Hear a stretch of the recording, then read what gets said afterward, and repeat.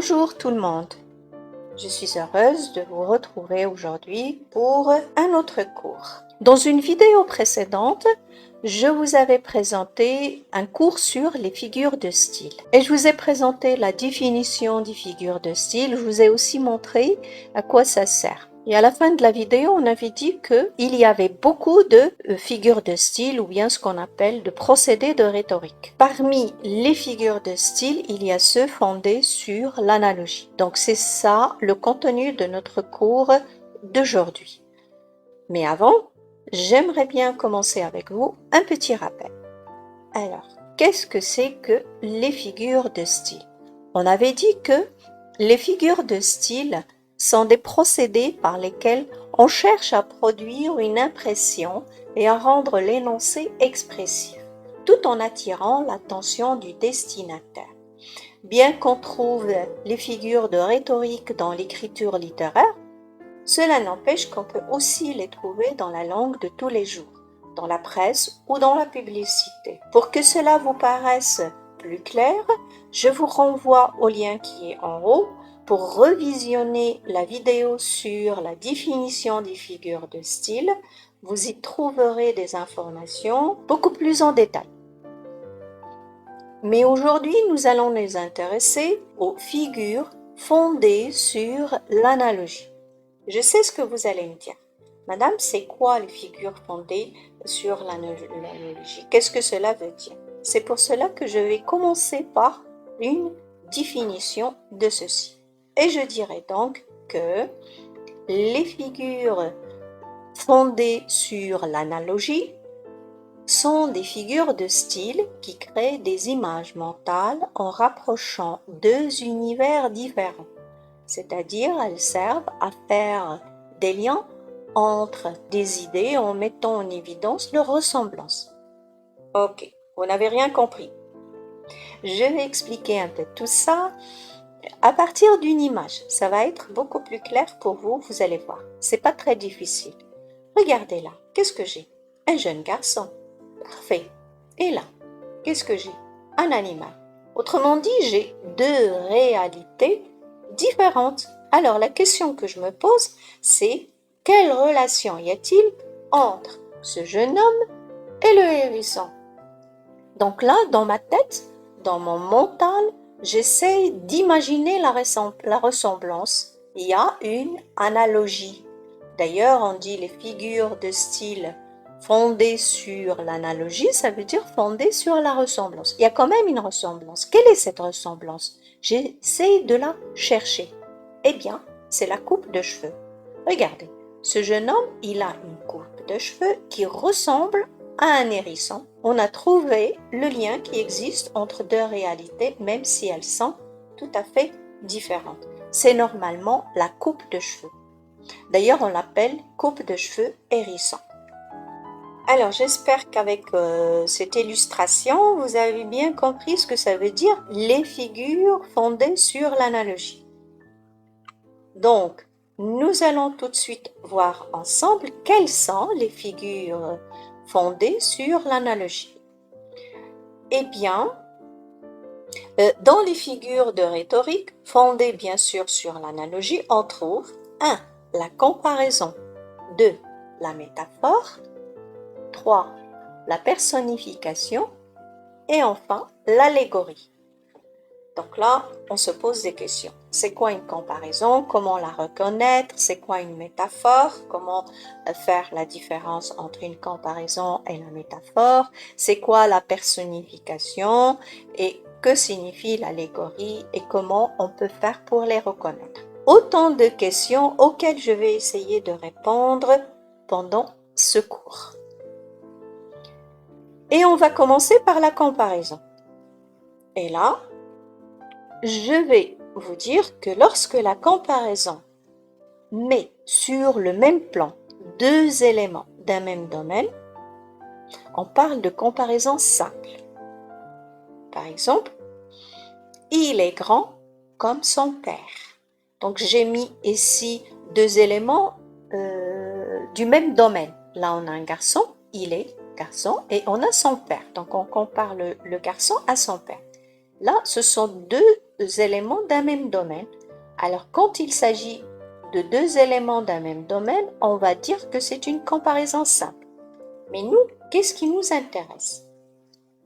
Lorsque la comparaison fait intervenir deux éléments appartenant à des domaines différents, alors là, elle crée une image et devient une figure de style.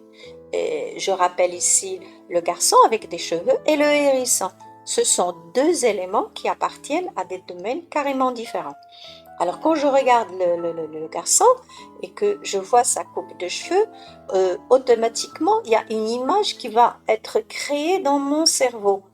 Elle va me rappeler un hérisson. Il a une coupe de cheveux qui ressemblerait à un hérisson. Et là, ça devient une figure de style.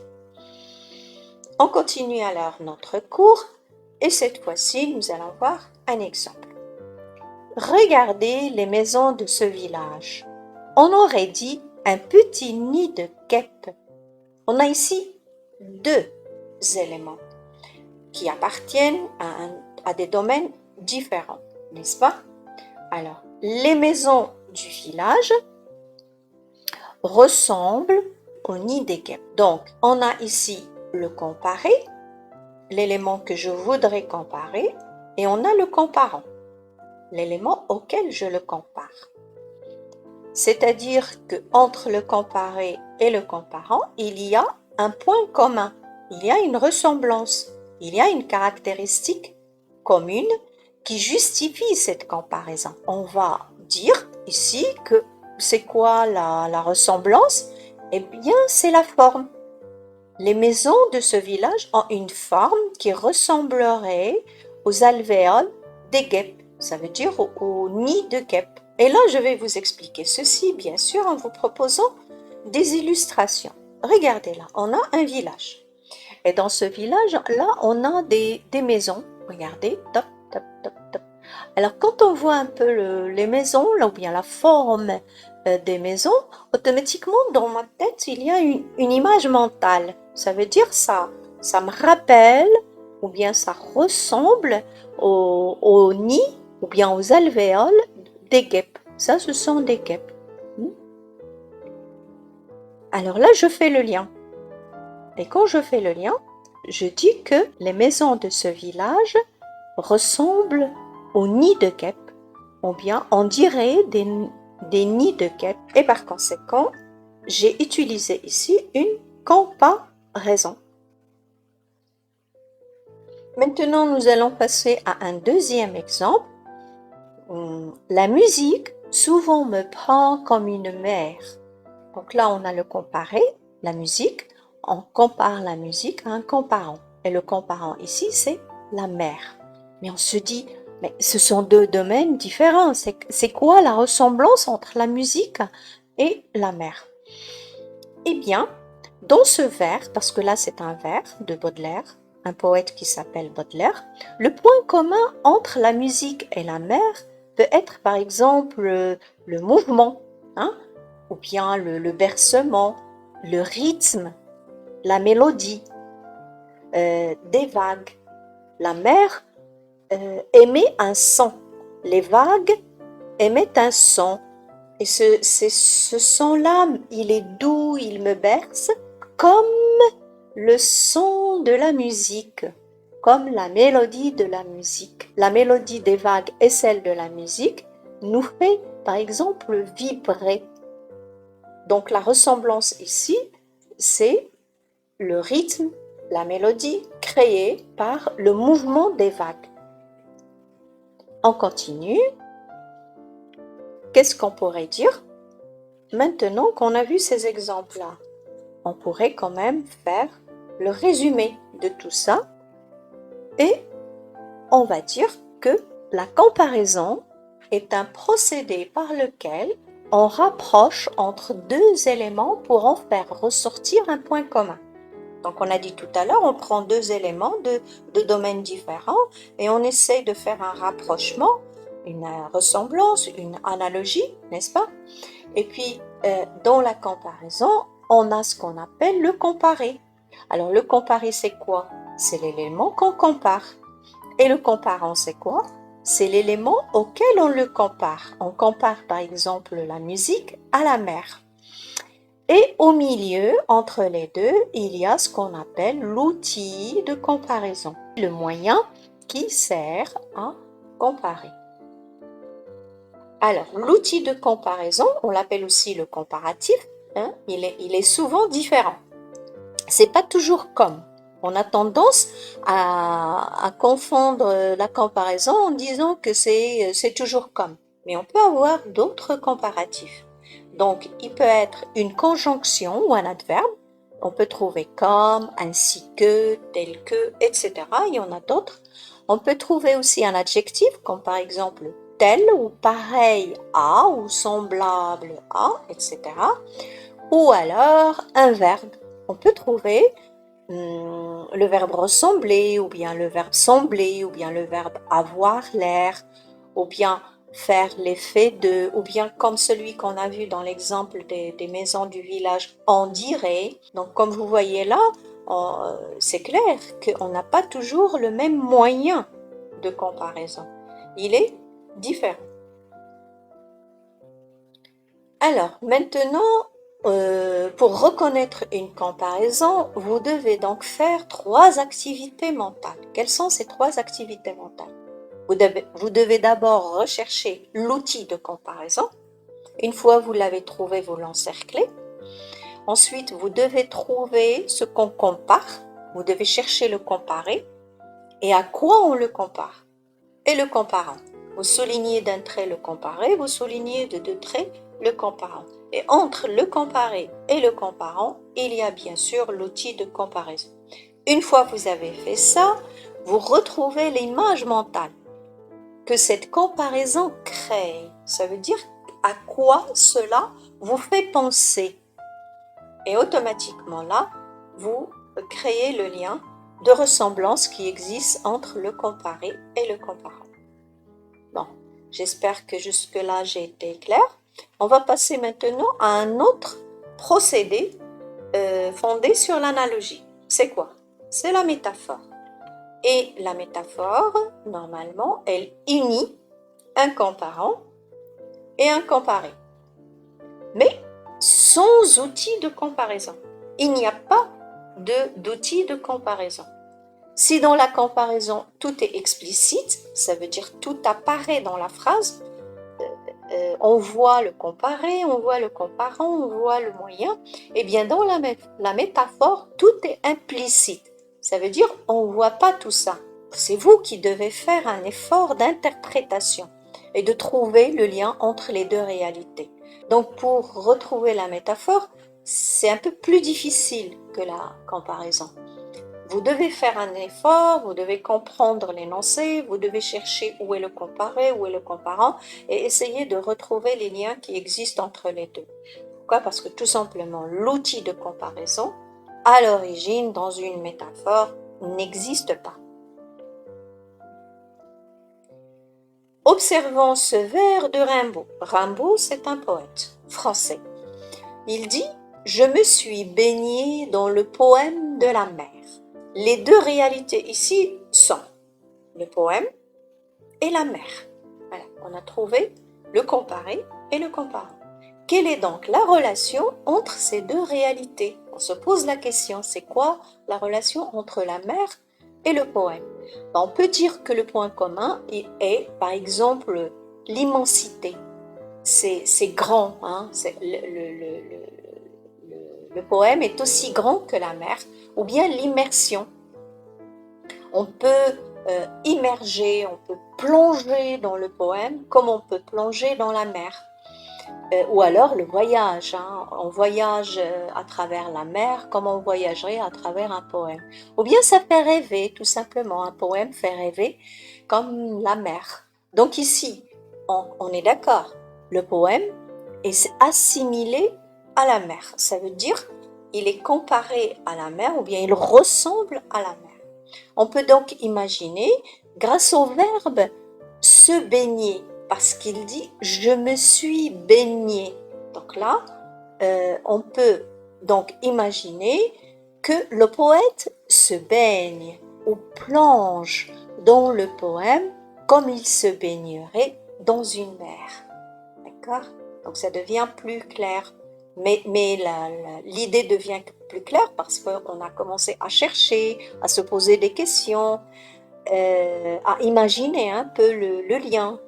Donc on comprend maintenant implicitement, bien sûr, parce que c'est pas noté dans la phrase, que grâce au champ lexical, tel que le verbe se baigner ici, que le poème est comparé à la mer sans bien sûr la présence d'un outil de comparaison. Il n'y a pas d'outil. C'est pour cela d'ailleurs qu'on dit qu'ici, il y a une métaphore. Nous allons voir un autre exemple pour que ça soit beaucoup plus clair pour vous. Alors, l'exemple est le suivant. Mon petit frère est un véritable lion. Il rugit tout le temps.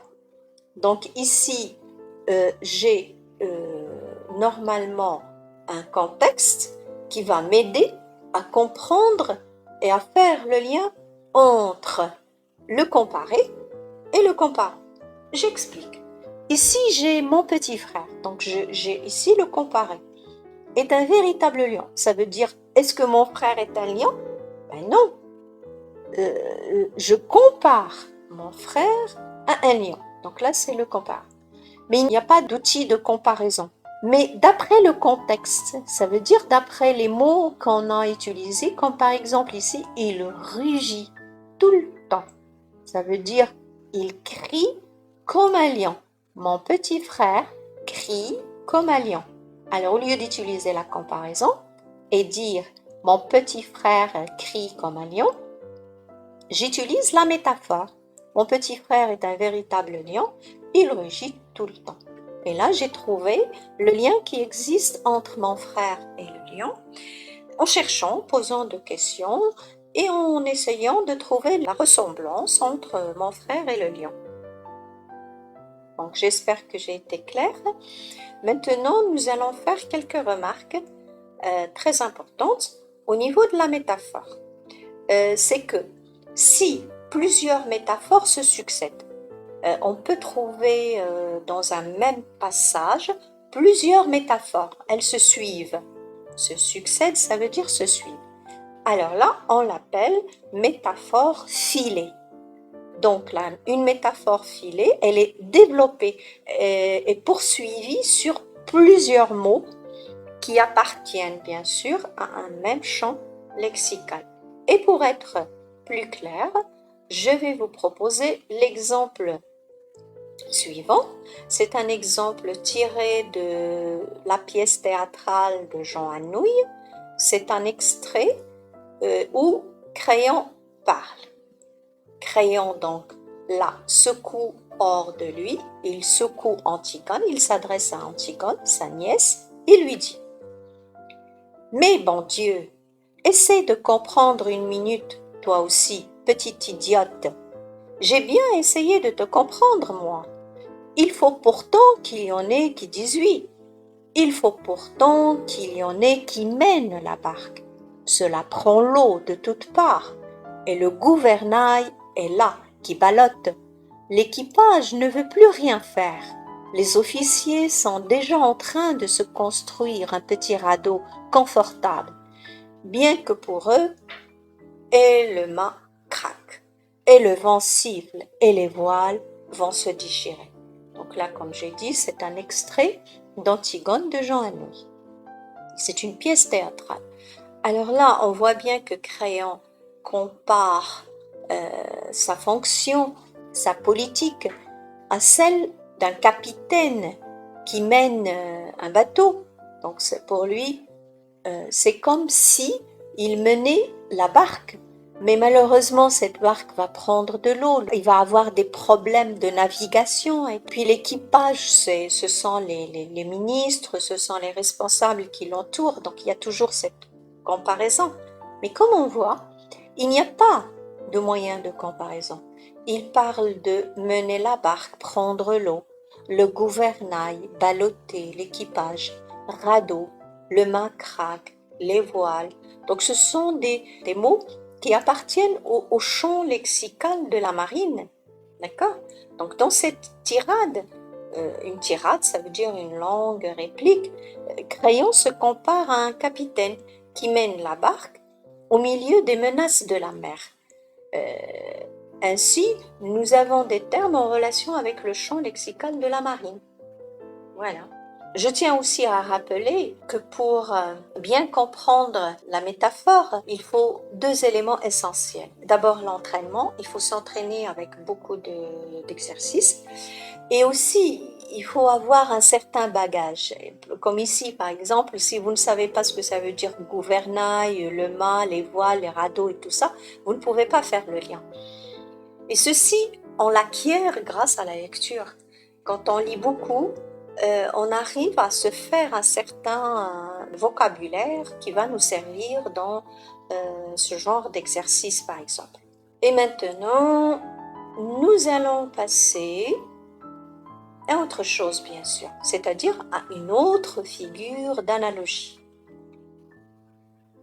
C'est la personnification. Alors, je récapitule. Nous avons vu la comparaison, la métaphore, et nous voilà arrivés à la personnification. Oui. Madame, c'est quoi la personnification?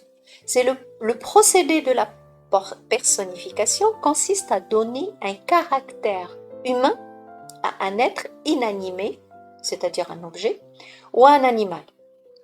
Autrement dit, c'est le fait de prêter des comportements ou des sentiments humains à un objet, à un être inanimé ou à un animal.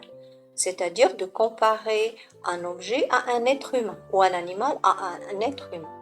Voici donc un exemple tiré toujours d'Antigone de Jean Anouilh. Ce sont des répliques d'Antigone. Elle dit « J'ai glissé dans la campagne sans qu'elle s'en aperçoive ». S'apercevoir, c'est voir.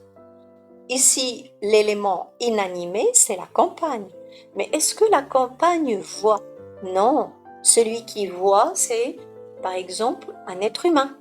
Donc on a prêté un caractère humain à un élément inanimé qui est ici la campagne. Au niveau du sens, c'est plutôt une personnification.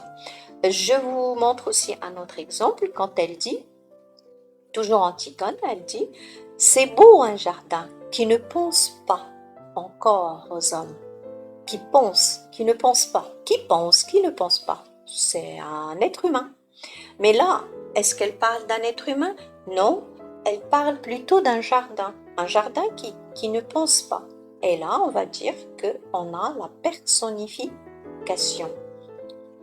Un autre exemple, lorsqu'elle dit « Le jardin dormait encore ». Bon, un jardin, c'est un élément inanimé, et ça veut dire il ne bouge pas, et pourtant, elle lui donne un caractère humain, celui de dormir. Donc là, on a une personnification comme figure de style. On arrive à notre dernière figure de style en ce qui concerne les figures de style fondées sur l'analogie, c'est l'allégorie. Alors, c'est quoi l'allégorie? Elle rend concrète une idée abstraite. Elle est proche de la personnification, car elle rend humaine une idée abstraite. Elle est développée dans une description ou un récit. L'allégorie ajoute à la personnification, mais une dimension symbolique. On a vu que la personnification, c'est prêter des caractères ou des sentiments humains à un objet ou à quelque chose d'inanimé, n'est-ce pas? Ou à un animal parfois. Là, c'est normalement rendre concrète une idée abstraite. Et vous allez me dire, madame, c'est quoi abstraite, c'est quoi concrète? Je vous donne un exemple. Quand on parle de la liberté, par exemple, quand on parle de la mort, est-ce qu'on peut les toucher? Est-ce qu'on peut les voir? Alors, on va dire que ce sont des idées abstraites. Alors que quand je vous dis voiture, quand je vous dis arbre, là, c'est plutôt concret. Ça veut dire, je donne à cette idée abstraite, je la compare, je lui donne une image concrète que l'on peut voir, que l'on peut toucher. Et là, on va voir ensemble un exemple qui va permettre de clarifier tout ça. Je vis cette faucheuse. Elle était dans son champ. Elle allait à grands pas, moissonnant et fauchant. Là, on a un vers de Victor Hugo, le grand et célèbre romancier et poète français. Quand il dit « Je vis cette faucheuse », elle était dans son champ. Elle allait à grands pas, moissonnant et fauchant. On a l'impression qu'il parle d'une personne, alors que non. Quand il dit cette faucheuse, il parle de la mort. Il dit qu'il a vu la mort qui est dans un champ de bataille, par exemple, où il y a la guerre, et puis elle, à grands pas, elle moissonnait et fauchait, ça veut dire elle emportait les gens. De plus en plus, il y avait de gens qui mouraient. Bref, on dira que Victor Hugo parle ici de la mort. C'est une allégorie, n'est-ce pas? Donc cette allégorie de la mort est représentée ici par une femme en train de faucher et de moissonner dans ce champ. On a pris une idée abstraite, c'est-à-dire la mort, on lui a donné une image concrète. C'est l'image d'une femme. C'est pour cela qu'on dit ici qu'on a une allégorie. Voici un autre exemple tiré du roman de Victor Hugo, Le dernier jour d'un condamné. Lorsqu'il dit « Quoi que je fasse, elle est toujours là, cette pensée infernale, comme un spectre de plombe à mes côtés, seule et jalouse, chassant toute distraction, face à face avec moi misérable, et me secouant de ses deux mains de glace. » Donc on a ici un extrait du dernier jour d'un condamné.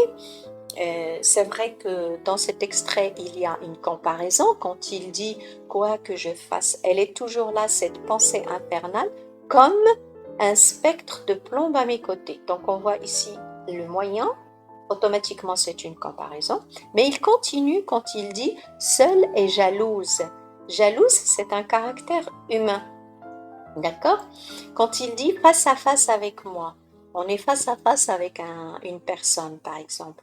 Et me secouant, elle le secoue de ses deux mains de glace. Mais qu'est-ce qui secoue de ses deux mains glace? Quelle est cette idée abstraite à laquelle il a donné des caractéristiques concrètes? On va dire que ici, le condamné à mort, il compare la mort à une personne. La mort est une idée abstraite, n'est-ce pas? On ne peut pas la toucher. Mais là, dans ce passage, elle est rendue humaine. Il a utilisé l'allégorie comme procédé stylistique. Alors voilà, on arrive à un récapitulatif, c'est-à-dire un résumé de tout ce qu'on a vu ensemble aujourd'hui. Nous avons vu bien sûr les figures de style fondées sur l'analogie. Et parmi ces figures-là, nous avons vu la comparaison. Et on a dit que la comparaison est un procédé par lequel on rapproche entre deux éléments pour en faire ressortir un point commun à l'aide d'un outil de comparaison. On a vu aussi la métaphore. C'est aussi une comparaison, c'est-à-dire un procédé par lequel on rapproche entre deux éléments pour en faire ressortir un point commun, mais cette fois-ci sans un outil de comparaison. La métaphore ne contient pas d'outil de comparaison. Après, on a vu la personnification et on a dit que la personnification consiste à donner un caractère humain à un être inanimé ou à un animal. Et on a terminé le cours par l'allégorie. Elle rend concrète une idée abstraite. Elle est proche de la personnification car elle rend humain mais une idée abstraite. Donc, à la différence de la personnification, c'est donner un caractère humain à un être inanimé, mais que l'on peut toucher, par exemple un objet. Alors que l'allégorie, c'est donner un caractère humain à une idée, quelque chose qui est abstrait. Voilà, j'espère que tout ce que j'ai fait avec vous vous a plu et surtout vous a permis de bien comprendre les figures de style fondées sur l'analogie. Je vous informe aussi que prochainement vous aurez la suite des autres figures de style qui restent, bien sûr avec leur explication. Sur ce, je vous dis au revoir et ne ratez pas la prochaine vidéo.